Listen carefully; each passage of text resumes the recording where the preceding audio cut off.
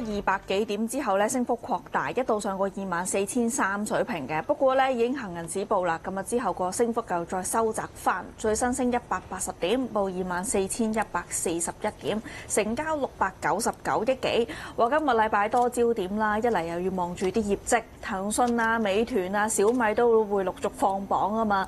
第二個焦點落喺啲議息結果身上，咁啊去到本港時間星期四凌晨呢，聯儲局咧又會公布議息結果。雖然大家預期咧就唔減息，亦都唔加息㗎啦。不過望住個利率前瞻碼，究竟鮑威爾會講啲乜嘢呢？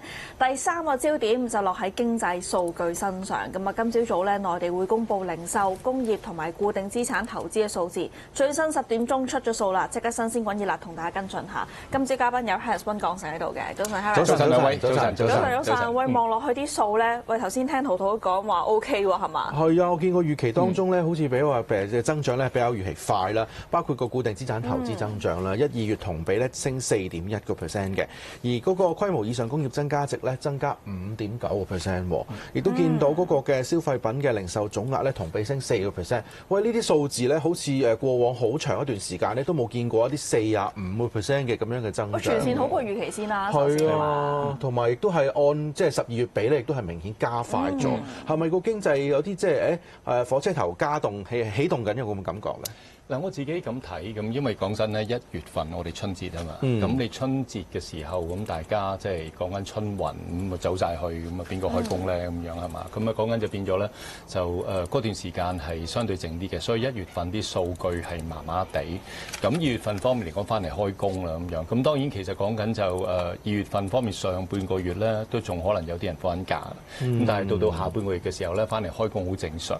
咁啊對比翻因為上一年咧個春節喺2月嘅，咁啊其實講緊就變咗咧1月就放咗假，跟住2月就放咗假，所以其實你按年按月咧，其實條數都好容易做得好靚嘅。係啊，咁所以邊嚟講咧，我諗再加埋啦，中央方面嚟講，咁由上年9月咁3部委方面出嚟開記者招待會，同埋一連串嘅會議咁樣嚇，中央經濟工作會議啊，甚至乎講緊係呢個嘅本身嚟講人大方面嘅常委會議啊咁樣。咁雖然其實嗰個 moment 仲未開呢個兩會，但係其實你見到已經係鋪天蓋地咁好多政策出緊嚟㗎啦，其實嚇。咁所以邊嚟講咧，開始落到即係叫落地啦，其實嚇。咁我覺得其實都有咁嘅機會嘅。係啦，不如逐個劃分類講啦。當然大家最關注就係嗰個零售方面啦。上個禮拜尾其實已經預告咗，今日咧就會有一個記者會講提振消費啦。點知呢份文件咧唔使等記者會啦，亦都係咧週末期間都出晒啦，好幾項嘅要點都擺咗出嚟俾大家睇啦。再加上咧最新呢個經濟嘅呢個消費方面嘅數字咧，1月未見到有一個提振措施之前已經有個起動狀況。喂，數字靚，再加上一啲新嘅政策再推動，其實應該會嗰個成個局面會更加好，會唔會係咁樣咧？嗱，講緊係嘅。咁啊，本身嚟講，中央我發覺我之前可能喺節目裏邊講嘅某一啲嘢咧，佢裏邊都有，我覺得好著。有睇我哋節目係嘛？咁啊，講緊就本身嚟講有咩咁著藥咧？咁啊，例如啦，其實講緊係生小朋友方面嚟講啲嘅幫助啦。咁因為其實咧，如果你話講緊喺內地突然間無端端我點樣去使一大筆錢咧咁樣，咁你唔係買樓就生仔㗎啦，根本上其實嚇。咁你買樓依家啲樓你知啦，其實做投資嘅嘢因為樓都牽涉到少少價值嘅嘢啊，咁其實牽涉到價值嘅嘢，大家越貴先越中意買㗎嘛，越平邊個中意買㗎？其實越買越平，我今日買咗，我聽日仲係平啲，咁我唔好啦，咁我不如我遲啲先買啦咁樣。咁你樓唔買嘅話，已經牽涉到好多嘢，裝修啊、家電啊咁樣。咁你其實講緊係家私啊咁一紮嘢㗎啦。咁但係調翻轉頭啦，咁如果樓唔買，我輕強啲嘅，其實生個仔調翻轉頭，你都要買好多嘢㗎喎。其實係嘛？你起碼買奶嘴、奶煲咁，你梗係講緊要買床，你梗係可能要買玩具，你買一紮嘢咁樣。喂，咁其實講緊中央方面嚟講，真係今次方面咧就即係叫做刺激下生育啊咁樣，咁梗係放假嗰個問題啦。其實放假咧，我係永遠發覺咧，即係唔好話我喺啲都唔知叫唔叫重災區啦。其實我 office 樓下咧，咁基本上嚟講咧，一放假咧就人山人海㗎啦。根本上其實你冇辦法，你嗰頭想呢個消費區啊，你嗰度係正宗，即係其實講緊係自由行一定會去嘅地方，咁比較多嘅地方。咁啊，所以其實講咧，一放假我知道佢哋放假㗎啦。其實咁啊，講緊就永遠都係咧，同埋我以前前我都內地放假嘅時候，我都有上過去啊，其實嚇。咁有時可能我哋啲復活節疊加咗佢啲五一啊，嗰啲之類㗎嘛，其實嚇。咁跟住講緊咧，哇！啲人咧直頭嗰陣插針都插唔落，咁大家有時見到長城嗰啲畫面咧，咁其實可唔可以分開下放假？咁而家內地方面嚟講，又講緊係帶薪假期，咁其實講緊更加開始着墨咗呢一樣嘢咁樣。咁譬如唔使同一時間做呢啲嘢嘅時候咧，咁同埋帶薪假期你可以去旅行啊，可以 relax 下。其實講緊咧呢啲係我相信咧，慢慢去步向一個成熟發展咗嘅社會方面嚟講，應該會做嘅嘢咯。係啊，你見到即係零售嗰個數字咧，其實自舊年11月嘅低位就慢慢加速啦，個方向係向好啦。同埋嗱，話面上綜合咗就係啱啱週末公布咗啲提振消費嘅方案。其實就望落去冇乜具體嘅數字嘅。你見到話舊換新。提升嗰啲生活消費等等係冇乜數字睇嘅，純粹個方向。但係咧，我覺得其實幾多方面都係針對一啲底層問題去做啊。之前我哋節目咪都有講過嘅，咪會討論喂點解內地人唔消費啊？點解儲蓄率咁高啊？嗰陣時咪話因為其實佢哋都唔知自己份工個收入係點樣，然後個基本保障，即係香港有基層嘅保障㗎嘛。即係譬如喂你最差都有綜援啦等等。喂，但係內地嗰啲個保障未必咁足夠嘅時候。今次呢份文件咧，我覺得好多係針對呢啲底層問題去做。例如佢講明咧，喂收入增長點樣啊？要促進工資收入合理增長，提高最低工資嘅標準。咁啊，同埋要拓闊啲財產性嘅收入渠道，要穩住股市啦，同埋強化啲央企、國企嘅市值管理。喂，整體大家個銀包要厚翻啲先啦嚇。同埋頭先 Harris 都有講到啊，生育嗰個制度啦，保障要提高。補貼你去育兒嘅，同埋要提高啲醫療保障，取消啲醫保嘅戶籍限制，感覺上就係會俾大家知道有個安全網喺下面啊，有個安全網之後。額外嘅收入就可以用嚟消費，唔知係咪想行呢個方向？嗱，其實咧就我20年前咧，其實嚇咁開始上網咁樣，咁有啲即係社交平台咁啊，講緊見到啲即係網紅啦，內地嘅。咁佢哋通常咧就話佢點解會做咗網紅咧？因為佢阿爸病嗰陣時咧就借咗800多錢，咁所以其實嗰陣佢要還錢，所以佢走咗去做網紅，諗辦法去即係揾多啲錢去還咁樣。咁阿爸走咗噶咯喎，阿爸走咗都係要佢哋還嘅喎。其實喺內地個制度方面嚟講咧，係興負債或者講緊負債子或者女還嘅。其實家人方面嚟講要幫佢 take care 埋咁樣。咁你變咗嚟講咧，你一諗到呢點咧，嗱，其實大家唔知自己會唔會病㗎嘛。其實嚇咁，尤其是講緊中年人。咁好似我呢啲幾廿歲咁樣，咁突然間一下話俾我聽下，可能我中風咁樣，咁哇，原來我屋企人孭住一大條數嘅咁樣，個個一驚嘅時候咧就唔會願意使。咁跟住講緊呢個醫保方面嚟講咧，又可能你已經即係本來我當啦嚇，我係珠三角嘅人咁樣，咁我走咗去上海揾食咁樣，咁啊上海嘅醫保同我冇關係㗎咯。其實講緊係我要自己搞掂佢，自己諗辦法㗎喎咁樣。咁變咗嚟講咧，呢啲係好限制住內地啲居民方面嚟講咧，即係佢對生活方面嚟講係冇個安全感。咁變咗嚟講咧，佢咪要即係留多個錢喺處咯？其實我邊夠膽使晒啲錢啊？使晒啲錢我有咩事點算啊？咁樣嚇。咁所以其實講咧，呢個咧就正如兩位話齋，其實係對症下藥嘅根本上其實嚇。咁講緊就本身依家內地方面嚟講 saving rate 高，同埋講緊係大家唔係好習慣去到一啲消費貸款咧，大家唔係好習慣，極其量可能叫做即係供下車供下樓呢兩樣嘢係盡㗎啦根本上。咁依家其實中央方面嚟講都諗啦，喂消費貸款可唔可以擴闊佢咧？其實嚇，咁因為依家個經濟環境唔係咁好啦。咁如果讀過經濟，我知其實貸款呢一樣嘢係將未來嘅繁榮方面嚟講係借咗你而家用㗎嘛。咁用得好嘅，其實講緊係對個經濟方面有個刺激作用。咁呢點咧，其實我自己覺得咧，就喺消費性嗰個貸款上邊咧，其實內地可以搞多少少嘢。等於好似當年日本啫嘛，日本當年係乜都有得供㗎嘛，其實嚇電視機有得供啊，電腦有得供，手機有得供咁樣。我哋而家都有㗎嘛，其實講緊係買個手機都係分期付款㗎嘛，其實嚇。咁變咗調翻轉頭呢啲嘢咧，其實我覺得係可以做下嘅，根本上其實嚇。咁呢個中央方面嚟講，當然亦都即係諗咗以往嗰啲咩舊換新啊、下鄉已經下咗咁多啦。其實講緊如果你要再要佢用嘅話咧，咁好正常地，其實講緊你要喺嗰個嘅消費性貸款上邊，咁你又唔好多啊。其實一人買多個電話咁樣，咁我哋當年我記得沙士之後，我哋仲有個菠蘿包理論㗎嘛，菠蘿包都幾蚊雞啫，電話嗰陣係可以幾千上萬㗎嘛。其實講緊係嘛，咁所以表嚟講咧，真係會有個幫助喺度咁樣。所以我自己覺得咧，就中央今次嘅政策方面係都算係諗得幾全面㗎啦。係幾全面啊！仲要咧，即係好少可提到就係話啊，穩住股市樓市大家知啦，但係咧將呢個穩住股市咧製造財富效應咧列入為提振消費其中一個綱要咧，你都見到啦。其實咧唔使等咧呢啲即係相關嘅記者會公佈啊，今朝內地股市咧已經先行上咗嚟啦嚇，嗰個深證成分指咧已經上翻1.1嘅大關啦嚇。講咗咁多，究竟呢一堆措施佢個經濟嘅刺激係點？呢啲數字咧嚟緊有啲咩咧？仲可以慢慢分析咧。應該再同 Harris 傾。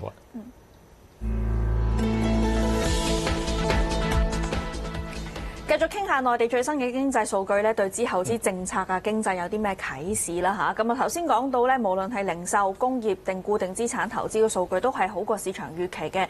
不過好過預期嘅時候咧，你知市場貪心啦，有陣時咧你好過預期又唔收貨，因為覺得咧刺激經濟嘅機會咧又相對細咗。咁我唔知 Harris 你係咪咁解讀咧？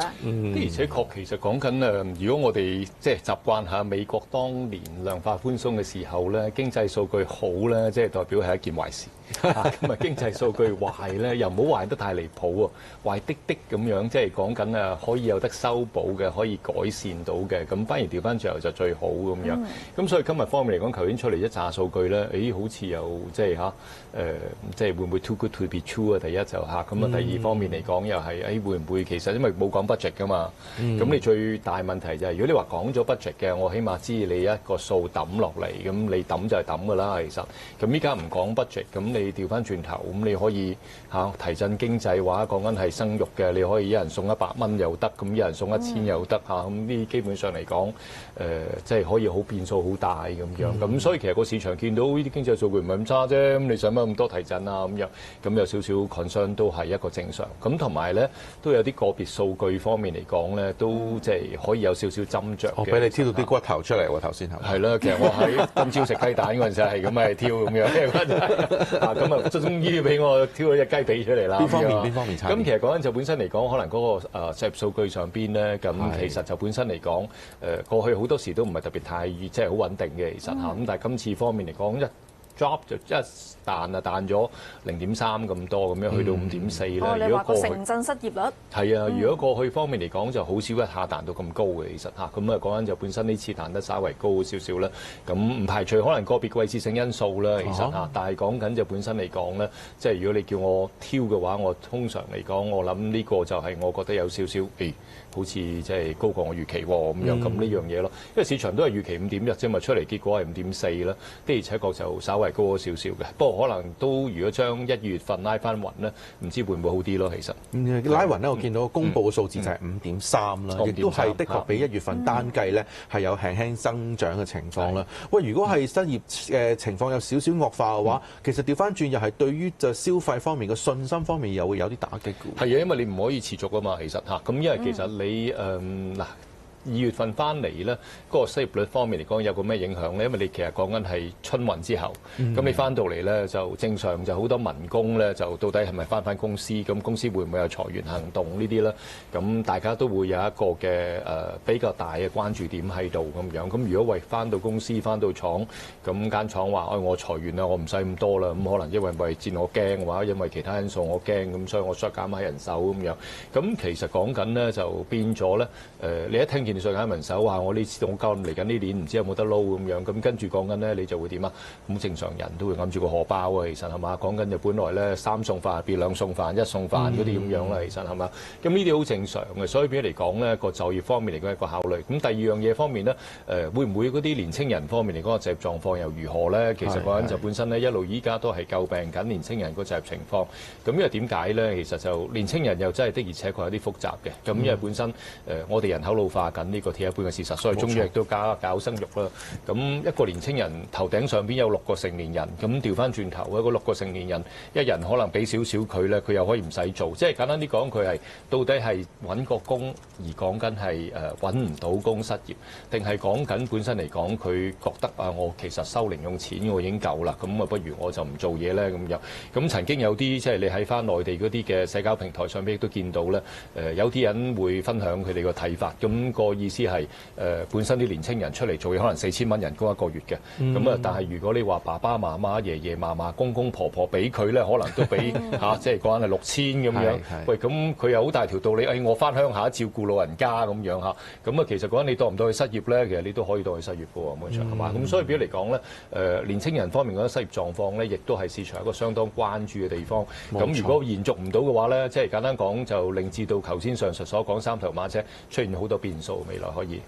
同埋咧，頭先除咗我哋慣咗睇三頭馬車之外咧，另一個數字就係嗰個房地產決定資產投資嗰邊咧，其實都要憂慮喎。我見到最新個數出嚟咧係跌9.8%啦，比起之前呢嗰個嘅跌幅咧又再擴大咗嘅情況。再加上早少少，其實喺9點半嘅時候，內地咧出咗最新呢，就係一個2月份嘅幾十大城市嗰個樓價指數啦。其實你見到咧，雖然話個別咧都可以保持到環比增長，但係其實咧嗰個樓價仍然都係缺乏一個明顯嘅回穩嘅動力。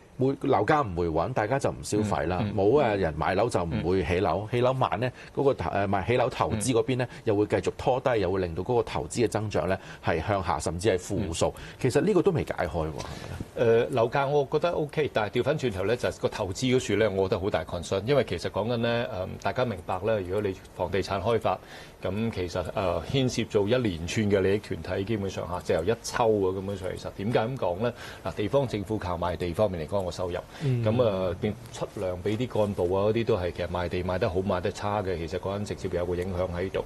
咁調翻轉頭第二樣嘢方面嚟講咧，咁你買完笪地嘅話，你要起啊嘛，咁你要請一大紮工人，咁啲工人都係啲即係低下階層啦嚇。我 suppose 當你走去紮鐵、走去釘板咁冇理由嚇，即係講緊係博士生走去做呢啲嘢，應該正常唔會啊。其實個體驗生活就係另外一樣嘢啦嚇。咁跟住講緊咧就本身嚇，你起好層樓揾人買，你一班經紀嚇有個收入，跟住講緊咧裝修啊甚至乎買電器，正如頭先一開始講嘅時候，一連串一抽嘅基本上其實嚇，咁再加埋銀行方面嚟講貸款啦嚇，貸完俾地產商又可以再貸俾買樓人士。喂，其實幾樣嘢嚟嘅喎，根本上其實嚇，如果你嗰個嘅即係投資方面喺房地產上邊咧，如果你稍為縮一縮或者稍為緊啲嘅話咧，咁對於內地經濟方面嘅發展咧，其實都係一個幾大影響。其實睇翻全世界都係咁樣嘅，你包括美國嗰陣時次按風暴又係啦，跟住講緊咧就日本方面嚟講亦都係啦。其實嚇，總言之房地產方面嚟講太弱嘅話咧，都係對於經濟方面嚟講嘅持續性咧，其實都係有一定嘅打擊喺度。講緊呢個嘅房地產開發投資咧，其實佢跌幅就較對上應該話舊年全年係收窄咗嘅，不過咧就差過預期。嗱，佢出到嚟個數咪跌9.8%嘅，市場預期跌8.5%，咁差過預期啦。頭先 Harris 幫我哋即係描述咗整體個畫面，回應咗個數據就係其實幾個大數係好嘅，不過你仔細望咧都有嘢係要挑剔嘅。整體不如俾個結論大家啦，就係佢對於嗰個刺激經濟嘅政策個預期要有幾大，對個市大家對於個市係咪真係要望住呢個因素咧？係咪真係會有個提振喺度咧？你覺得？嗱，我諗其實講緊內需方面嚟講，大家就會睇咯。其實嚇，咁因為其實講緊過去大家都知啊，內需方面嚟講就做得唔係咁好嘅。如果你話內地方面，咁飲飲食食嘅都麻麻地咁樣，咁係啱啱上個禮拜五咧就據聞有呢個咁樣嘅刺激政策出嚟啦。咁大家好似嚇即係講緊以前粵語殘片嗰啲蜈蚣彈咁啊，彈一彈上嚟咁樣。咁今日方面嚟講，仲繼唔繼續彈到咧？咁我諗睇下我個別行業咯，其實嚇。咁如果你話講緊係例如好似體育用品嘅咁樣，咁我見就普普通通，就唔係特別太理想咁樣。咁講例如啦，我當安踏咁為例，反彈緊0.5嘅啫。其實李寧可能之前因為比較弱勢啲，咁所以其實嗰陣就本身佢反彈個幅度比較大咯。咁因為佢一路之前打橫行嘅啫，其實嚇。咁而講緊呢，就例如好似啤酒話講緊係飲飲食食咁樣，咁講緊華潤啤酒咁為例咁樣，咁都彈到有1% 開外啦。其實嚇，咁我相信呢，始終呢啲政策咧有係一定好過冇嘅。其實講緊就嚇，咁呢啲我自己會覺得咧就大家投資者方面對於早前真係嚇咁 underweight 嘅講緊係啲內需股咧，會唔會可以其實稱翻先少少咧？因為其實依家好多我當華潤啤酒為例啊，佢個市盈率其實講緊如果你話預測嘅得個14倍，以往勁嘅時候咧佢去到成40幾倍嘅，其實講緊係腰斬都唔止啊，根本上其實嚇。咁所以記得嗰陣時佢勁嘅時候，我記得會70-80蚊股價嘅，其實高嘅時候。咁今時今日咁你望一望都係得27蚊咁樣，咁多年啦，其實講緊嚇，咁仲係要坐緊船仔，如果高位接咗嗰啲，咁變咗嚟講，我諗睇睇下會唔會有機會即係好翻少少。不過我自己咁講啦，以往佢光即係嗰陣係勁嗰陣時咧，就好多交際應酬嗰啲消費嘅。其實以前就嚇咁啊，未來方面嚟講，會唔會大家即係講緊係腳踏實地多咗咧？咁可能比較實際啲咧，咁樣咁可能呢啲咁樣嘅開支方面會慢翻啲落嚟，咁可能影響到佢咧。我覺得都唔奇怪，未必俾咁高估值，佢都唔係好奇怪。咁但係講緊點都好咧，其實就唔係淨係如果往績啦嚇15倍咁少咧，我覺得係可以有啲上升空間喺度嘅。咁例如講緊去到20倍，咁我覺得都唔係過分啦，咁嘅上下。好啊！如果你講起呢個內需或者係板塊政策咧，其實可以再睇翻生育嗰邊，因為上個禮拜咧咪開始睇咧，內蒙呼和浩特有一個生一個小朋友有10萬蚊補貼。之前跟進就係話深圳諗緊啦，最新講緊咧，浙江都出聲就話咧可以有一個相關嘅補貼咧係會提供出嚟，亦都有啲政策咧係明文咁樣提咗。不過咧暫時就未揾到實質嘅金額嘅。喂，如果係咁嘅話，其實唔單止係2、3線城市或者係即係個別嘅1線城市嘅咯喎，應該會蔓延落去嘅喎。如果就咁諗嘅話，睇嗰啲消費類，可能喺啤酒啊或者係食肆股啊，定係還是喺真係望住啲生兒育女、生育概念方面嘅，會嗰個刺激嘅力度會更加精進一啲咧？嗱，講緊就生兒育女方面，上個禮拜5就已經真係大躍進嘅，咁嘅上其實講緊係升好多咁樣。咁講緊飛鶴啦、呼和浩特呢邊嗰啲咁樣相關嘅股份啦，跟住講緊就好孩子啦，其實一連串一抽咁，其實嗰陣都係彈晒上嚟咁樣。不過咁講，其實就大家當炒住先啦，大家當炒住先啦。其實感恩亦都升咗好耐㗎啦，其實但係點解我話當炒住先呢？咁樣？今時今日年青人叫佢生小朋友就講緊係但係10萬蚊喎，你諗下我哋本地嘅生育嘅補貼，好似係獎金2萬蚊係咪？好似係2萬蚊，我冇記錯。係一個即係相比翻內地嘅工資嚟講，係一個幾吸引嘅水平。其實的而且確係嘅，但係講緊個問題就即係如果你話大城市嘅年青人咧，大家都好似有保留咁樣，因為其實喺內地養個小朋友咧，計過比起好多地方，即係如果佔收入個比例嚟講咧，係要高嘅。其實因為大家都會攀比嘅，其實如果內地嗰啲叫做咁講緊就即係一來要讀名校，二來補習要補得勁咁樣，所以點解早幾年即係講緊係內地方面嚟講要調控翻啲教育股就係咁解啫嘛，其實咁呢樣嘢可唔可以未來解決到咧？咁大家拭目以待。不過10萬咧就本身嚟講係好吸引嘅，咁但係亦都我提出一個問題嘅，嗰陣就係有少少就係有啲外國強制生育咧，最後都有啲問題出現。而且除咗內需股之外，個市都仲要問啦。係啊，我哋應該會跟住下外圍嘅情況啊，應該同 Harris 再繼續仔細傾啊。大概係400蚊添嘅位置嘅。另外有恒生中國企業方面咧，升緊1.04仙，做緊91個8毫8。第6位有美團升4個半，升2.6%， 177個9。盈富基金跟住個恒指上，暫時係升緊3毫8仙。中芯國際咧要回翻3% 落嚟嘅，48個9毫半。港交所升緊3.6%上去啦，做367蚊。理想汽車業績後咧，股價捱沽，而家跌緊半成啊，落到107個1嘅。睇埋就係會啲藍籌股啦，哇！匯豐都犀利喎，可以跟到個市咧，仲要跑贏添啊！因為而家升緊3% 上去，88個2毫半，升2個8。友邦保險升緊咧3.8%啊，去到63個6嘅。另外咧就係中移動方面靠穩升4毫子啦，港交所升12蚊，即係煤氣咧升緊1毫3仙嘅。我哋咧先不如咧同阿 Harris 繼續傾下個港股先啦嚇。而家嚟到呢一刻咧，又再次喺高位進發，24,300。早2日咧，上個禮拜嘅時候見過差唔多24,700嗰啲位啦。咦，好似個動力仲翻嚟。你見連大藍籌啊、匯豐啊，今日都成為升市嘅主力喎。會唔會有機會真係喺板塊輪動之下個市再上多啲咧？我自己覺得就本身4月底前呢，就到25,000嘅機會好高。咁本身嚟講就因為依家即係一來爭得唔係好遠啦，之前亦都去到24,669。咁本身唔係馬後炮嘅，睇一睇啊！咁因為我上年年尾已經講咗㗎啦，其實可以好容易揾翻啲 post 咁，所以變咗嚟講咧，就我會覺得就即係可以稍微樂觀多少少。咁今個禮拜方面嚟講，有啲咩重要事可以再推一推咧？咁樣睇一睇方面啲業績嚇，因為今個禮拜方面講大量嘅大藍籌方面嚟講會公布業績咁樣嘅。咁美國方面嚟講咧，就會有 GTC 方面嚟講嗰個嘅科技嘅展覽咁樣。咁睇下會唔會對於啲科技股方面嚟講咧，會有啲帶動咁樣。咁當然咧。今個禮拜亦都係央行週啦，其實咁啊本身嚟講大量央行咁有好多會議記錄或者講緊，甚至乎重中之重聯儲嗰個點陣圖，睇下呢個特朗普方面嚟講會唔會可以求人得人啊？其實因為點解咧？有個分析其實講緊就會認為咧，就特朗普近期點解搞咁多嘢咧？咁樣咁其實講緊咧就係想按低個經濟，跟住講緊逼呢個聯儲局方面嚟講去講緊減多啲息啊！其實嚇唔係減兩次咁少。先係自殘一半，然後就殺敵100咁樣。咁佢其實講都唔介意講緊係有 recession， 佢自己都訪問其實都講到明啦嚇。recession 其實講緊對於我哋啲 big thing 其實講係好小事，因為講緊就嘛。咁呢啲係佢講嘅，其實嚇我照抄嘅啫，基本上其實嚇。咁所以比較嚟講咧，就的而且確真係有咁嘅機會，佢係想個息，因為息率落咧，其實對美國重要嘅。美國依家36萬億美國國債，咁其實講緊還息都還緊13,400億㗎啦，其實根本一年嚇。咁而調翻轉頭咧，咁啊特朗普有做地產㗎嘛，其實咁佢本身嚟講嚇息率咁高，喂你30年按揭息率成7厘，邊個買樓啊？其實咁點做啊？咁樣係嘛？咁呢啲其實講緊咧都多多少少其實講緊就本身呢幾樣嘢，大家都可以留意住，會唔會有啲 good news 出嚟啦？係啦。如果你話業績方面咧，記住700騰訊啦，因為禮拜3咧應該大概收市之後咧就會有數㗎啦嚇。喺業績前咧700股價咧今朝跟到個市咧，但係唔係升好多，升1%到啊！嗱，你講開外圍啦，不如我哋就真係睇下外圍嘅情況啦。因為上禮拜5咧，其實見到美國咧出咗一啲最新嘅消費調查數據，嗰個密歇根大學嘅調查啦，睇翻個信心指數跌到落57.9啦，係比起預期63咧明顯要差，亦都係見到咧係講緊咧好幾年以嚟最低嘅水平嚟嘅，亦都見到嗰個現況指數同樣係差過預期啦，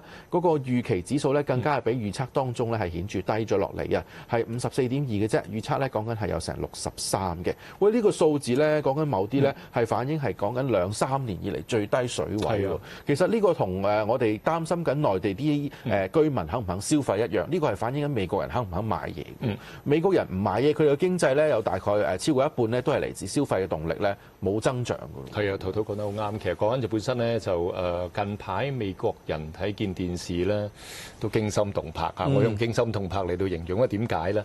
咁大家都知道啦，其實講緊就日日咁啊，即係嚇一日轉幾雲嘅政策咁樣，咁你都真係轉到雲。第一，第二樣嘢份工仲有冇得撈咧？會唔會變咗冇得撈拿咧？咁樣咁咪真係講緊大家拗緊頭咁樣。啲公務員都唔再係鐵飯碗啦。唔係啊，嗰隨便隨時聽朝翻到去攞住個箱走㗎啦。以前喺華爾街先見到呢啲畫面，其實依家翻公務員都變咗呢啲畫面咁樣啊。咁啊，所以比較嚟講咧，就呢個嗰個消費者信心情緒方面嚟講嘅減低削弱啦。咁的而且確再加埋其實講緊加埋關稅呢一樣嘢咧，咁你大家會諗到，喂個通脹預期其實有個提升喺度咁樣，咁通脹又升，跟住你份工又唔穩陣，哇！即係講緊係有乜嘢係衰得過咁樣㗎？根本上其實嚇，你話你有份工嘅通脹升啲，你仲可以節衣縮食，仲可以捱下啫。但係調翻轉頭，工都冇埋啦，靠嗰啲肥雞撐啲肥雞，咁你隻雞髀搣兩搣咁啊，可能冇晒㗎啦嘛，其實嚇。咁所以變咗嚟講咧，喺美股上邊呢，的而且確就本身咧近期大家見到好彩就標普方面喺5004點嗰處有個支持喺度咁樣。咁但係調翻轉頭咧，我自己覺得咧呢個支持方面會唔會再穿呢？如果特朗普依排咁樣嘅即係講緊係取態嚟到講咧，可能要再低啲都唔奇咁樣。咁啊最 worst 嘅話，我相信呢個調整咧，真係可能見紅都唔奇㗎，即係熊仔個熊啊！其實講緊係嚇，咁啊可能去到5100啦。跟住講緊上邊方面嚟講，呢期反彈呢，呢個零禮拜睇下會唔會可以反彈到去5800點度咧？其實嚇，咁呢個就係講緊200天線同埋下降趨勢線嗰啲關鍵位嚟嘅。嗱，你頭先提過咧，就係話當地人呢係驚緊嗰個信心，對未來消費嘅情況咧，可能講緊係2-3年最低啦。如果你睇個通脹預期咧升得仲急，因為咧個調查會問你，你覺得1年之後個通脹會升到幾多啊？咁樣原來咧話去到4.9啊嚇，比起之前嗰個數字咧，甚至係嗰個預測水平4.3咧，明顯高咗上嚟嘅。亦都見到如果你話個5年之後問你個通脹，美國人咧覺得會升到幾多咧？話啲人個中位數加埋咧3.9度啦，呢個仲誇張，講緊咧係1990幾年以嚟最高嘅水平，即係講緊呢，即係30年啦，我冇記錯嚇，冇計錯嘅話，喂，如果咁樣嘅話，喂，我真係係咪要即係節衣縮食得好緊要咧？我就嚟緊我要好擔心個通脹，我會即係話嗰個消費嘅影響力或者嗰個消費嘅模式會有嗰個大幅嘅扭轉。朝早已經提醒你呢一樣嘢啦。點解咧？其實美國人或者講緊係好多人啦，係啊，翻工前都例牌食個蛋㗎嘛。其實講緊係美國蛋荒大家知啊嘛。其實咁講緊就本身嚟講咧，即係禽流感咁依家其實美國一隻蛋幾多錢啊？700蚊一隻蛋圍翻港紙，你調翻轉頭點食啊？其實要俾附加費嘅。所以啲人之前話話要養隻雞生蛋啊嘛。美國有地方啊嘛，佢喺個一個住，係啊，我哋冇啊。所以其實講緊咧，就本身呢啲咁樣提住你咧，其實就會影響到直接影響到個消費情緒。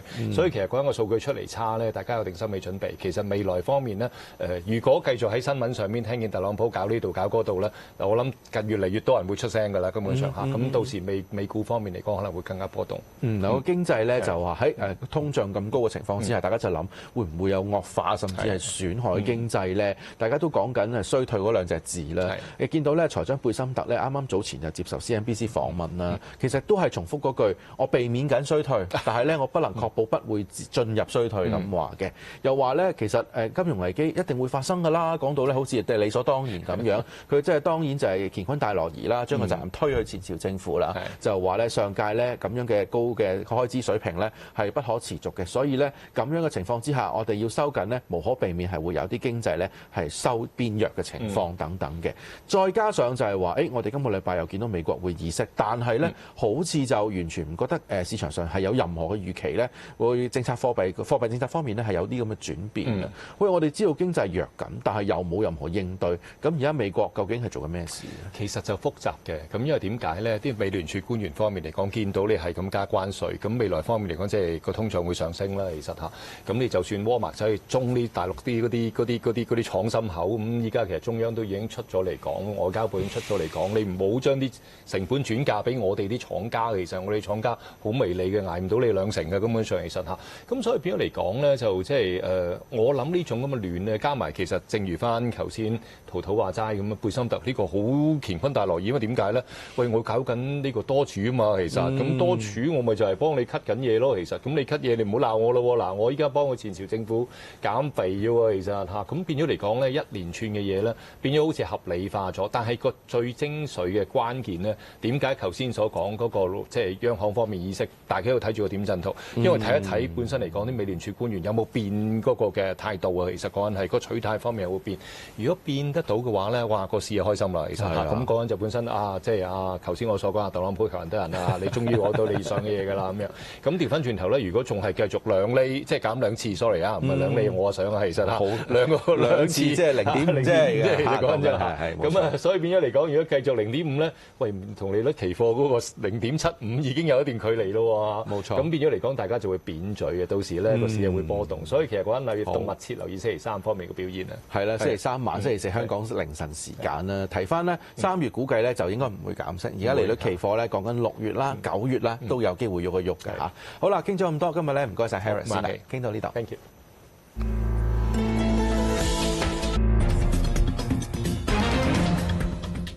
我身邊嘉賓咧有湯麗紅 Kimmy 喺度啊，早晨 Kimmy， 早晨 Crystal。今個星期咧美股都好多焦點，好多嘢睇喎。咁啊，其中一個就當然係離唔開睇住聯儲局議息啦。咁啊，其實市場已經係普遍預計咧，今個星期就繼續唔減息㗎啦，維持個息率不變㗎啦。另一個市場焦點，我見咧就市場好望實呢個 NVIDIA 嘅 GTC 大會啊，一年一度啦。咁啊，所以當中咧大家又會望實啦，佢啲 Blackwell 嘅晶片啊個進展係點樣啊？黃仁勳都會演講啦，咁樣所以大家都關注住呢啲言論嘅。重點點解大家市場睇呢一個大會咁即係睇得咁實咧？佢就話可能係對 NVIDIA 又或者係其他啲科技股咧一個催化劑嚟嘅喎。因為你見其實美股上個星期其實都繼續係跌緊啦，三大指數都2至3% 跌幅。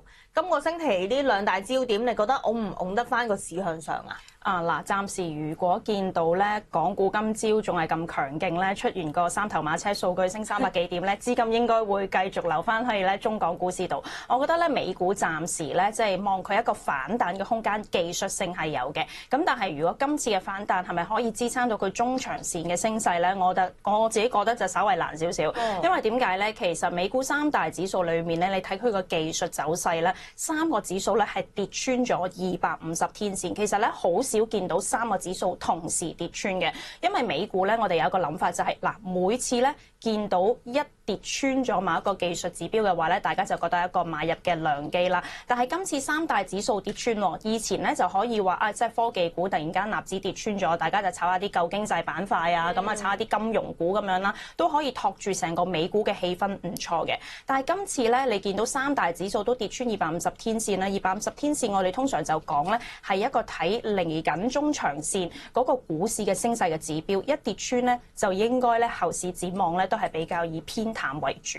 咁所以其實我哋本先喺舊年嘅12月初嘅時候，對於今年上半年咧，我哋光大已經同大家講咧，睇住買中港股市啦，同埋睇個目標價25,000。對於美股市場咧，我哋係中性同埋觀察為主。咁但係自從即係見到回望，依家就嚟完咗第一個季度啦。咁其實咧見到我哋嘅分析都唔錯嘅。依家我哋已經將咧呢個美股嘅睇法咧中性咧轉為偏淡。咁所以我都唔建議即係上個禮拜五大家見到美股三大指數有一個嘅技術性嘅反彈而去追入咯。因為有機會呢一次嘅反彈咧，可能撐到大概2至3個交易日嘅時候咧，都會止步咧再度向下。咁所以我對於即係 Nvidia 喺3月17號開始搞嗰個 GTC 大會啊，會唔會帶嚟一啲憧憬咧？其實我就係自己個人嘅期望就唔太大㗎啦。OK， 即係個成個市況咧就未必得㗎啦。咁亦都係即係學你話齋，就係因為一啲技術走勢都轉弱咗，咁所以就短期可能都係偏淡，純粹即係但都係一啲技術反彈啫咁樣。不過咧，但係如果我哋真係睇翻啲美股咧，喺上個星期其實都有部分個股係趁住自己消息去炒作嘅，不如包括好似英特爾啊咁樣啦，因為換完 CEO 之後咧，星期四咪升成1成幾，去到星期五仲有得升啦。咁譬如話睇呢啲各自消息㗎啦，你覺得仲有冇空間再追咧？呢啲得唔得啊？係呢一隻我就覺得有空間去追，因為點解咧？嗱 ，Intel 就確實係有少少華人嘅呢一個投資嘅 background 嘅，因為大家留意翻咧就係 Intel 咧就係英特爾啦，就出咗最新嘅人事嘅變故嘅，咁咧就轉咗一個新嘅 CEO 陳立武。咁其實咧大家都會見到咧呢一個新 CEO 咧，雖然咧佢係馬來西亞人，但係咧佢係有一個好深遠嘅呢一個嘅華人背景嘅，就係喺投資呢一個嘅芯片發展嗰方面。佢自己咧曾經咧係畢咗業之後咧成立咗一間嘅投資嘅公司，係一開始已經係投資華人中國嘅一啲嘅芯片，其中一間公司就係中芯國際。嗱，回望翻咧中芯國際到依家咧，佢間公司都有持股。你諗下個股價咧咁樣賺翻上嚟，就好似當年咧巴菲特投資比亞迪咧，我哋所講咧由差唔多個位數字投資到去到差唔多佢3位數字嘅時候先沽出。咁所以我對於呢一個最新嘅 CEO 陳立武咧，對於 Intel 嘅股價期望咧，我覺得係有啲憧憬嘅。因為嗱，其實講真，佢今次咧換人咧，市場都真係好高期望，學你話齋啦。但係點解咁勁咧？我哋可以睇下佢過往啲履歷先。嗱，佢其實有個朵嘅喎，即係佢喺呢一個即係講緊就係話喺成個行業啦，半導體啊、晶片行業咧，已經係打滾咗超過20年㗎啦。所以咧就被譽為呢一個叫做亞洲創投先驅啊。咁亦都係學你話齋啦，以前亦都投資咗好多一啲即係華人嘅企業啦咁樣。咁啊，至於咧，仲有佢最出名嘅戰績咧，就係曾經做過呢一間咧晶片設計軟件廠益華，就幫佢哋去轉型。喺佢掌舵期間咧，曾經幫呢一間公司個收入增長超過1倍，股價話爆升到32倍添啊！咁其實佢前幾年已經喺英特爾做過嘅，咁啊不過咧舊年就話因為同當時嘅 CEO 咧不和，所以就辭咗職。去到今次就正式翻嚟回巢，兼且就係坐正做埋老闆啦。咁你覺得係點樣會幫到 Intel 咧？因為 Intel 其實個股價一路積弱得好嚴重嘅。係。咁過往亦都有譬如市場好多批評佢啲業務啊等等啦咁樣。咁佢今次翻嚟就話佢第日要繼續幫英特爾咧去做呢個晶圓廠代工嘅咁樣。咁你覺得係咪真係可以幫到 Intel 扭轉到佢個頹勢咧？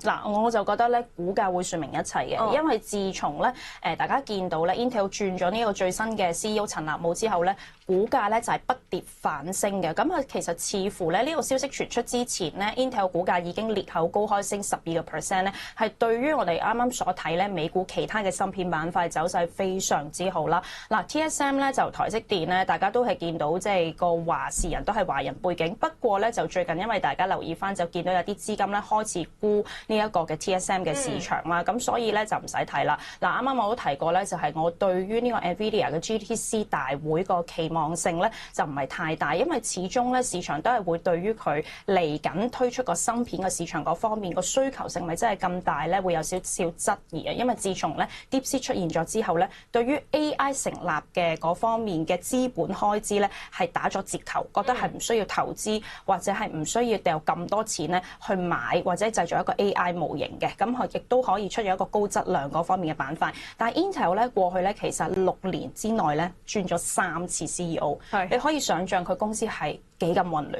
咁所以依家其實咧好需要一個華人背景、一個重新背景嘅人咧去打入呢一個中國嘅芯片市場。而大家最近咧都見到咧，其實好多嘅一啲嘅投資市場最新嘅報告都話嚟緊喺芯片消費啦，或者喺 AI 嗰個模型嘅建立模式嗰方面咧，都係咧中國市場係一個不可或缺、一個重要嘅發展嘅一個嘅市場嚟嘅。咁所以其實大家見到由 DeepSeek 出現到 Monica AI 成立個 Madness 啦，大家見到 AI agent 嘅出現咧，開始咧對於中國嘅芯片市場嗰個嘅消費模式咧係覺得有一個煥然一新。咁所以我覺得陳立武咧依家成為咗 Intel 最新嘅 CEO 咧，可能會增加咗佢對於中國嘅一啲嘅企業嘅華人嘅訂單可能會增加啦。第一、第二 ，Intel 依家最大嘅問題咧就係佢做代工又唔成功，因為冇人揾佢做代工。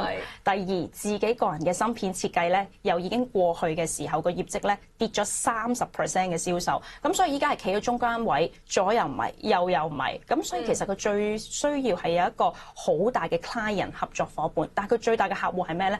就係冇。咁所以如果依家咧陳立武嘅出現可以幫佢拉攏一個好大嘅客戶，成為咗 Intel 一個重要客戶，可能係中國市場啊各方面，其實個憧憬就好大。所以點解你見到個股價會突然間有一個嘅谷底反彈向上咧？就係因為市場覺得佢可以拓展到一個華人市場嗰個嘅背景啦，甚至係可以咧令到公司嘅市場佔有率咧喺中國市場裏面咧逐漸擴大嘅。即係所以而家市場就最緊要睇下呢一位陳立武可唔可以拉到個大客翻嚟啦，拉到咁就係可以扭轉到個過去個劣勢啦咁樣。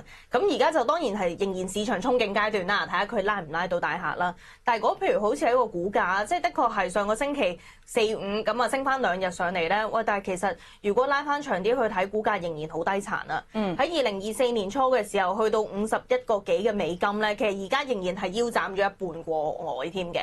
咁你覺得係而家我哋係點樣去追咧？追佢然後就望翻上咁高啊？定係我哋而家都係短炒追住呢一陣，就係市場對於換 CEO 呢個憧憬先？嗱，炒住佢換 CEO 呢個憧憬先，因為佢上任咧都始終未夠半年，大家通常咧都會睇佢上任咗之後咧有啲乜嘢新嘅政策，或者簽咗啲咩新嘅大嘅客戶嘅訂單出嚟咧，通常覺得最少要3個月嘅時間先反應。咁所以咧呢一段時間喺3個月之前可以炒個憧憬，主要睇你睇嗰個圖有個好處係咩？一早跌穿250天線，俾美股夠底殘，係啦，夠底殘，俾美股3大指數一早跌穿。咁如果大家真係依家諗緊，即係美股跌穿250天線，你都已經可能，可能 Kimi 唔係喎，有撈底嘅機會。美股嗱呢一隻一早已經可以有個低殘撈底嘅概念啦。但係目標先睇到幾多先？嗱，我就會睇佢個阻力位咧係27蚊。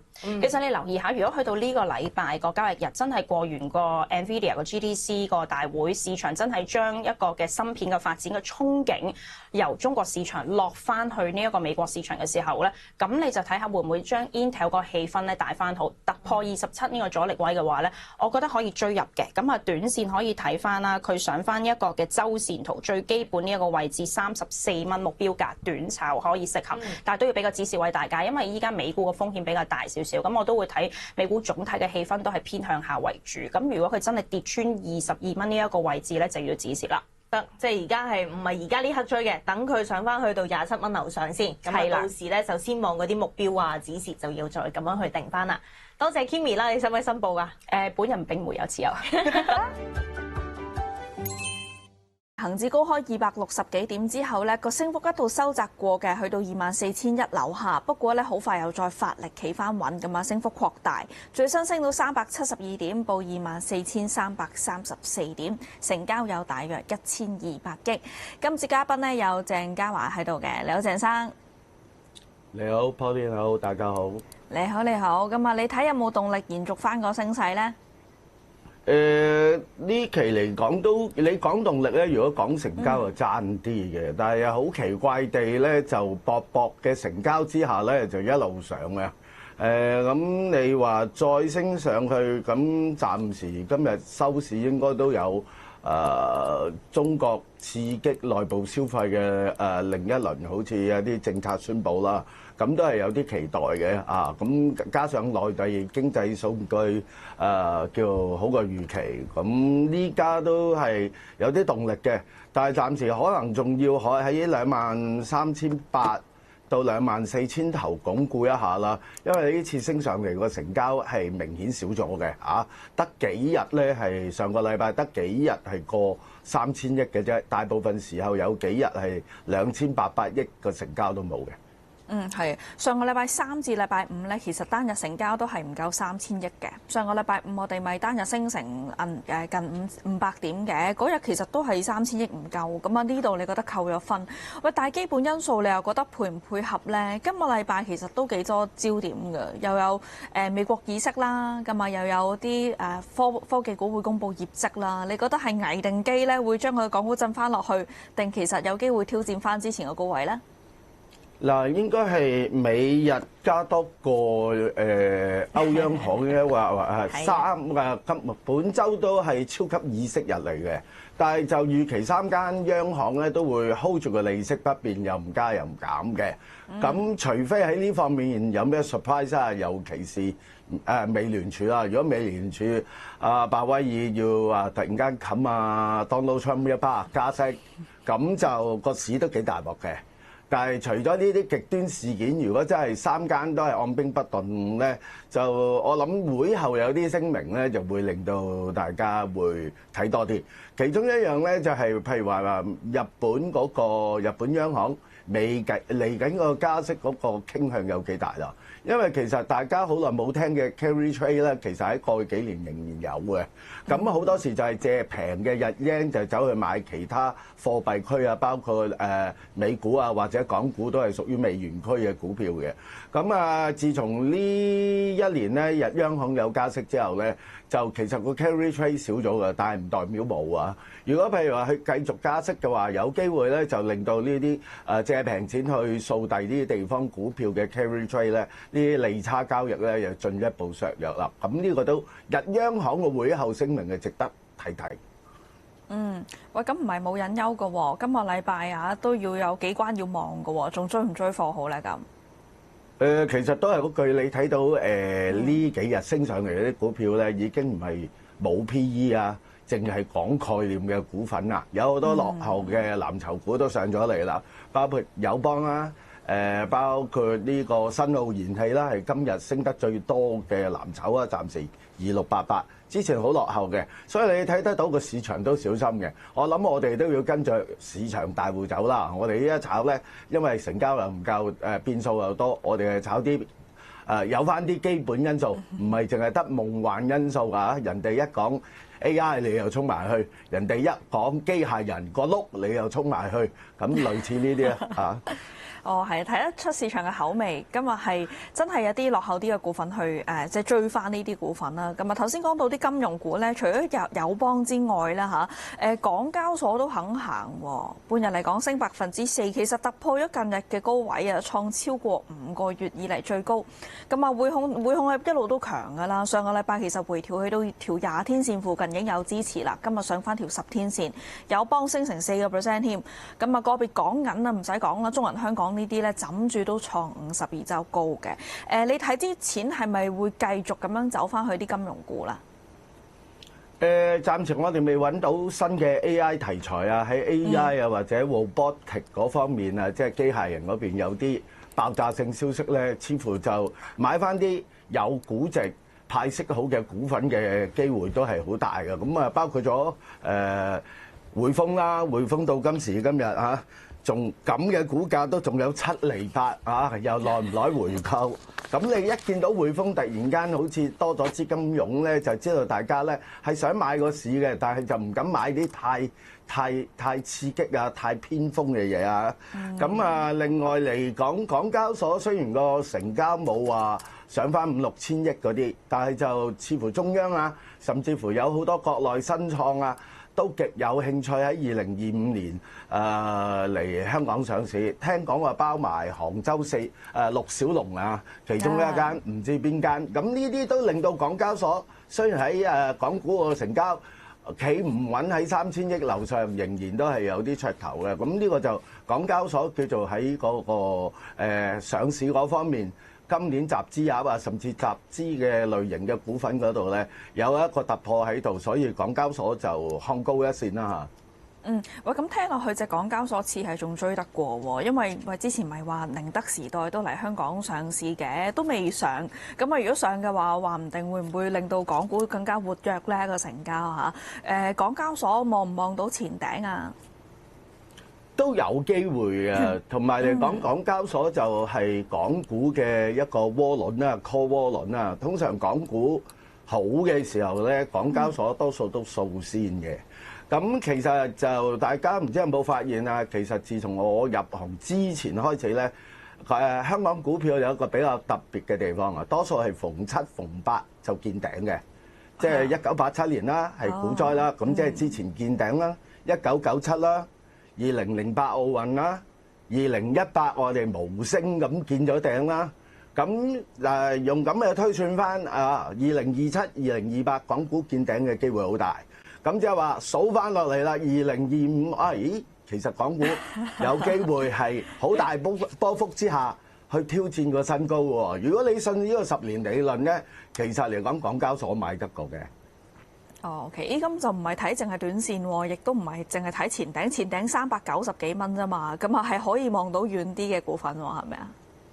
係㗎，如果你信呢個週期，咁總我信嘅，人生有幾多個10年啦，我只可以信嘅。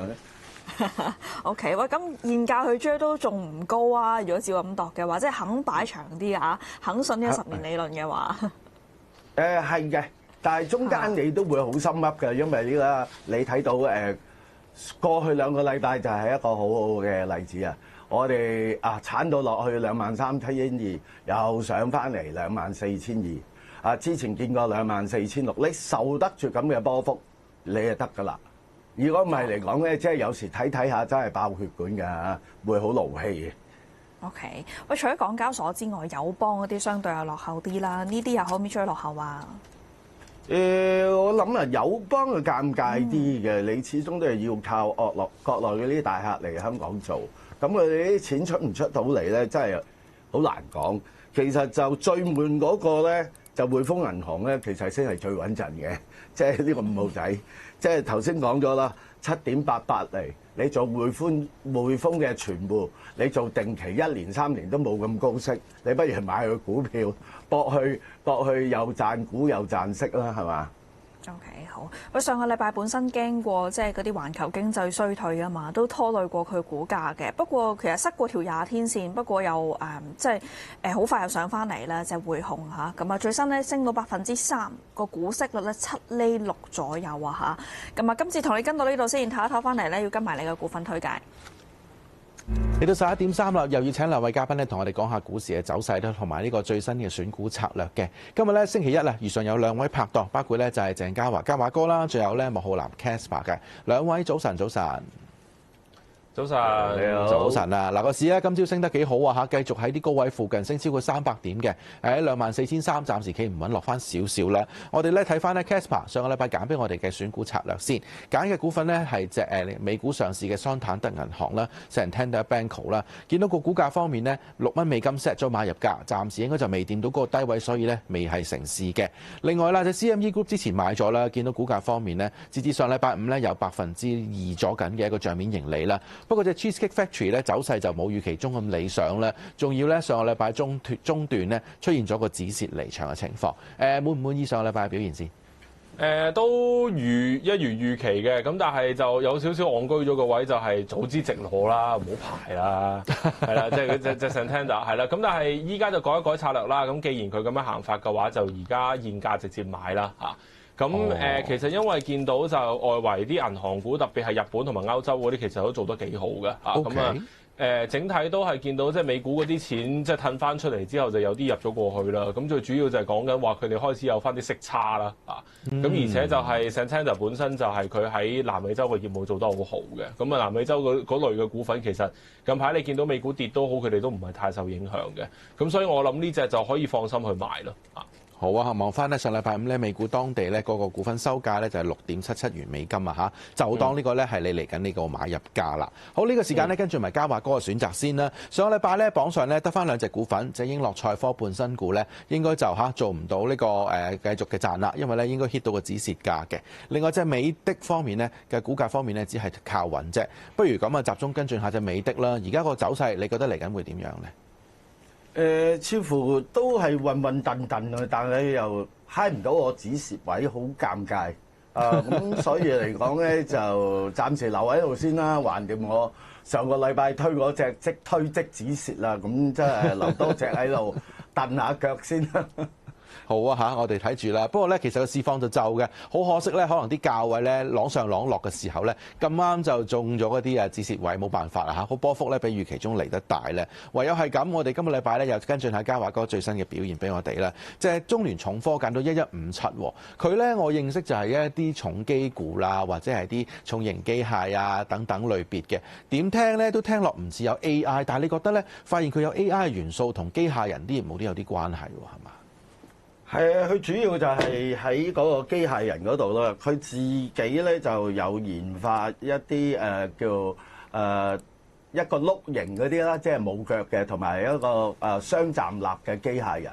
咁啊，甚至乎A 股市場有傳過嘅，但係傳出嚟嘅嘢就 too good to be true 啦，就話佢同華為啊，同呢個英偉達一齊研究嘅，但係佢自己就出嚟講過。我係冇量產，但係佢又冇否認話同佢哋聯手研究啊。咁所以咧，即係證明中聯重科咧，佢都有研發下呢啲類似嗰啲建築用啊，或者甚至乎因為佢重型機器有時可能都要有啲會用喺譬如話地震嘅時候拯救啊，有啲救人機械人都未定啦，但係就呢個都係比較遙遠啊。但係佢叫有啦，諗住啦。但係最重要咧，就係因為上個禮拜個市嘅成交忽然縮咗啊！你純機械人股啊，好似地平線嗰啲咧，9660咧回得好急嘅。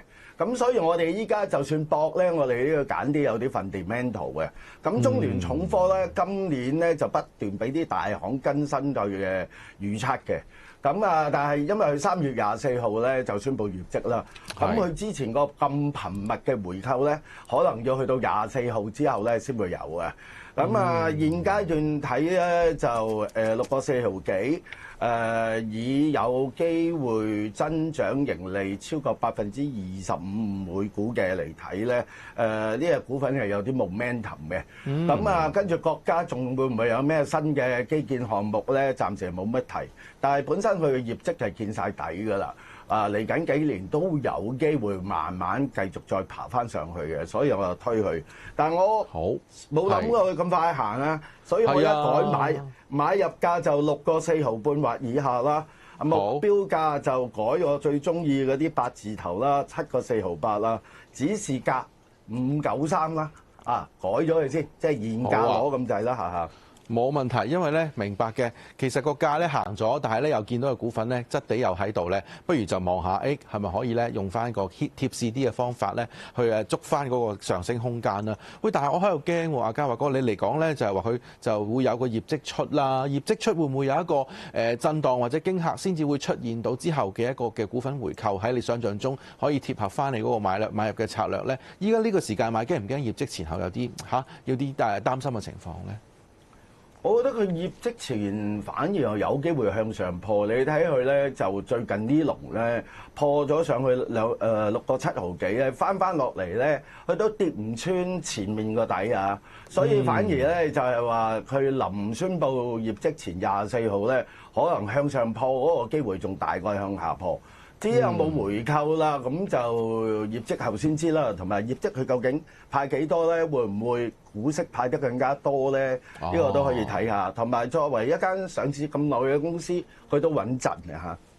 好，又問翻阿 Casper 先，呢隻1157係我哋以往認識嘅重工股啦，係咪真係有變身嘅概念先嚇？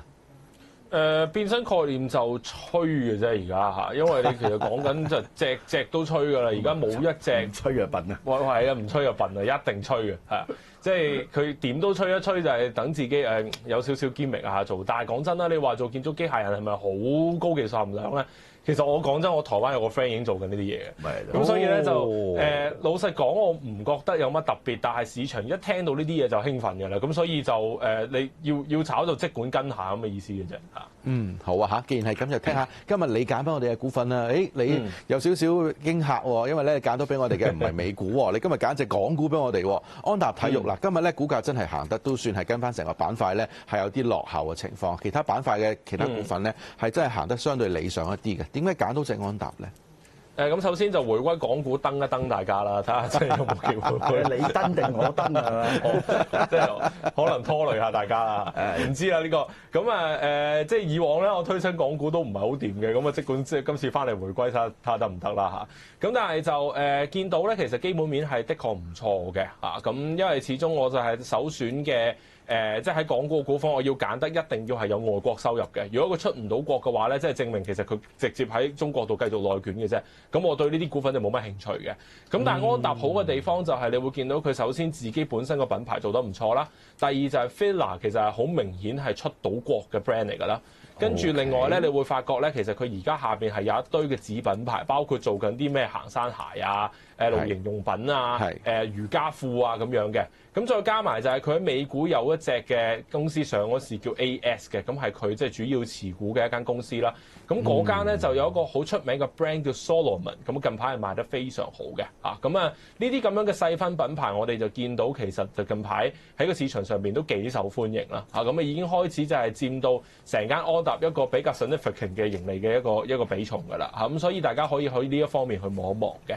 咁整體去睇嘅話，亦都見到佢嗰啲即係庫存嘅周轉速度，亦都係比同業嚟得快啦，就冇乜點擲貨嘅。咁所以大家可以望一望呢隻啦。P/E 方面而家20倍都唔夠嘅嚇。好啊，嗱，你買入價息係97蚊，今朝低位都未掂到嘅，都要等埋啦，係咪啊嚇？個上望空間可以見翻107蚊喎，你覺得幾時會到咧？我諗就唔係好咁夾硬高追啦，因為你見到其實都3支即係呢個上影線就喺即係大概之前102蚊嗰啲位置就頂咗喺度㗎啦。咁所以走勢上就叫做有少少好似想回一回嘅感覺。咁啊掛低2-3蚊去買啦。咁我覺得就你話107蚊嘅話，可能等我諗1個月內咁，我諗都會有機會會見得到嘅。嘉華多簡單講下就係2020，你點睇先？2020我冇記錯，應該差唔多上次宣布要完季績之後咧，就發過一個換股債券嘅。唔好睇小發換股債券嗰啲股票啊！未宣布造車之前嘅小米咧，發過大量換股債券嘅，但係佢做咗2架車度啫，理論上係做咗1架賣咋。第2架咧，下個禮拜20號咧，我朋友就喺佛山有得試啦嚇。咁佢已經有啲有換股債券嗰啲股票咧，尤其是好似係類似呢啲有藍籌地位嗰啲股票咧，往往突然間好似嗰啲好消息枕住會嚟嘅，咁所以今次去揀呢隻咧，我自己之前都有睇嘅。不過咧就俾佢揀咗先啦嚇，諗住可能係留收埋下個禮拜再講嘅，唔緊要，就即管睇下咧，今日兩位揀到嘅股份咧，下禮拜邊隻表現好啲啦？傾到呢度。臨到11點半鐘啦嚇，繼續有阿 Casper 喺度同我哋睇住個市啦。恒指都算係喺啲日中高位附近喎。咁啊，今朝早都曾經升過392點啦，去到24,300呢啲水平，最新都330點進帳嘅。我哋股市咧就上證指數而家仍然輕微有得升，咁啊升到9點啦。咁啊至於深證成指同埋創業板指數啊、滬深300指數，其實而家就反而要倒跌添啊，都去翻啲日中低位附近啦。希望我哋港股仍然撐得住啦，因為事關啲家庭觀眾都多問題啊，我哋可以幫下佢哋手啦。有郭生喺度啦，郭生你好。Hello， 郭生。喂，兩位主持好。你好，早晨。想問咩啊？我想問下匯豐啊，不嬲幾次買81又有，85又有，8888又有，買咗好耐㗎啦。OK。咁啊買咗好耐，意思你係即係以係年計㗎係嘛？即係可能係5年10年以前買嘅，定係近排買㗎？幾年5年啦，起碼5年啦。5年啦係嘛？咁有收到息啦，收晒息㗎啦，係啦。你咁樣計嘅話，就應該係贏咗錢㗎啦，因為你對上一次去到即係80零蚊嗰啲位置，一係就係13、14年，一係就可能係18年㗎啦。咁如果你計翻嗰個股息嘅話咧，其實而家你贏緊可能係10蚊以上㗎啦嚇。咁所以其實就我諗你可以繼續揸多陣嘅。咁因為即係始終你當然你話大中華區啲銀行業務近排就一般般啦嚇。你見到佢啲同業譬如話恒生嗰啲，佢其實即係唔係特別好嘅。咁但係咧，你話其實歐洲嗰邊嘅業務而家係開始有少少復甦勢頭嘅。咁加上就係佢本身係一隻英國股票啦嚇，佢係英國即係其中一個主要地方上市啦。咁所以你會發覺就係啲錢開始流翻入去歐洲市場嘅時候，其實你係利好就會紅嘅。咁所以走勢上邊就你都見到一路好強啦嚇，咁啊完全係即係冇打穿過之前個底，一路咁樣行緊上去嘅。咁我會覺得你再繼續去破90蚊樓上嘅機會都係幾大嘅。咁你可以繼續揸住先。咁但係如果你話喂我81、82、8唔知幾多咁又全部都有貨，咁你可能手上好重貨嘅話咧，咁你趁佢破新高嘅時候，你可能稍為沽咁少少，褪翻啲 cash 出嚟買第二樣，亦都 OK 嚇。咁所以整體我去睇嗰個睇法嘅話，就係都偏向樂觀嘅。咁但係就因應你自己倉位情況咧，可能高位嘅時候減些少啦嚇。哦，咁但係如果係咁咧，調翻轉咧，佢可能係手頭仲有資金嘅。譬如如果你都話前景咁都似乎仲 OK 啊，調轉再加貨又得唔得咧？嗱我唔反對做呢件事，但係就都係嗰句啦。我頭先聽佢講就話佢溝咗好多手㗎，所以我估佢就應該本身手上係好多貨嘅啊。咁如果你手上係真係多匯豐嘅話咧，咁你唔好將所有雞蛋擺晒落同一個 basket 度啦。咁你可能即係買，譬如頭先嗰節我啱啱推完2020啦，又或者係你可能擺啲落去其他股市啦，擺喺美股、擺喺歐洲咁樣。咁你分散少少就唔好咁集中喺銀行股身上啦。OK 好，咁即係就未必建議可能再加住落去。調翻轉就係去到呢啲位，喺佢再破翻啲前頂之前咧，可以。我反而諗係之後嘅，係啦，之後先係啦，因為即係你永遠估唔到頂噶嘛。咁既然你話喂去到90蚊匯豐啦，個估值都唔係話特別平嘅時候咧，你趁佢破新高嘅時候，可能係出少少咯，因為你永遠估唔到個高位嘅。咁我反而就會即係呢啲通常佢唔係行得好明刀明槍，唔係好大棍去破位嘅股份咧，佢破少少頂嘅話，我反而會出少貨啦。得咁啊，即係嗰個叫咩咧？應該話就個冇乜風險啦，都係繼續咁樣坐喺度啦。咁啊，邊收住息先。咁同埋今日個技術走勢都好翻啲啊，起碼上翻10天20天線嘅。之前就有4日喺條20天線樓下，咁啊今日就好翻啲啦。同埋佢都今日有份帶動個大市向上啊。跟住之後，我哋幫埋張小姐啦。張小姐你好，係你好啊，早晨啊，早晨，係早晨，係冇啊，我想請問你1093咧，我係5.09入嘅，係，咁又就嚟業績啦，又話，咁我應該放咗佢啊，定係繼續咧？好。我自己就偏向你揾啲位走咗佢嘅509啦，咁就其實都唔係特別話輸好多啫。你而家都係輸2毫子，係啦，差唔多呢啲價位左右啊。咁因為本身其實大家對於中國嘅藥業股咧係冇乜預期嘅，好難估啊，同埋係嘛？係啊，你喐啲就大量採購咁樣，咁你大量採購，之前我睇過條片啦，就係講即係間藥廠點樣同政府或者係同呢個醫保嗰邊去 bargain 佢哋個大量採購啦。佢哋一殺啲價落去係8成9成咁樣殺落去嘅。係啊，成日出到嚟話嗰啲中標結果又係平均話減價成5成6成嘅，成日都有喎。所以你一咁樣鋸落去咧，咁變咗就係佢咁點都賺到錢嘅。咁但係本身我嘥咁多人力物力去研究隻藥出嚟咁樣，咁然之後你一減就話得啦，即係4折啦5折啦咁樣，咁其實就好傷嘅。咁所以你見到呢個 sector 嘅股份，大家都好似唔係太中意嘅。